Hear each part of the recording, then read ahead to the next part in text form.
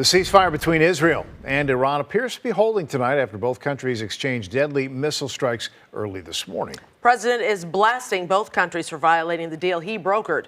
WGN's Dana Rebick joining us now live with more details. Dana. Well, tonight, Trump's Middle East envoy Steve Witkoff says the U.S. and Iran are both in direct talks now through intermediaries about getting back to the negotiating table, as President Trump voicing his displeasure with the leaders of both Iran and Israel.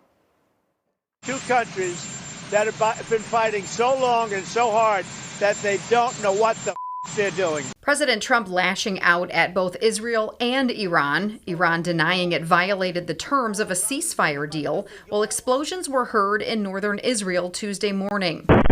Israel confirms it returned fire, launching 2 missiles just before the deal went into effect, as large demonstrations took place today in Iran's capital. You can induce from the fact that Iran made the decision to call off the fighting that we probably did have a significant impact on their nuclear program. President Trump telling Israeli Prime Minister Benjamin Netanyahu today not to expect any more U.S. military support in the conflict. The Associated Press also reporting tonight that according to an early U.S. intelligence assessment, the U.S. strikes on Iran's 3 nuclear facilities did not destroy the core components of the country's nuclear program, despite the president saying they had, quote, been totally obliterated. When the president realized that there was not going to be a peaceful settlement to that problem, he sent B-2 bombers and dropped 12 30,000-pound bombs on the worst facility and destroyed that program. Also today, the White House canceling a scheduled intelligence briefing with lawmakers,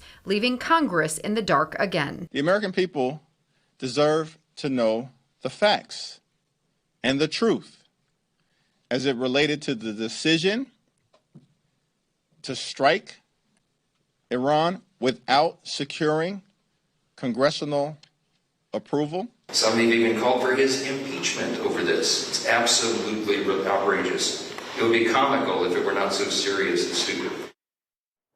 Trump is now in the Netherlands for a NATO summit. France's UN ambassador tonight calling on Iran to allow access to UN inspectors as soon as possible to its nuclear facilities to determine the scope of damage to its uranium stock and enrichment capability. Micah and Ray, back to you.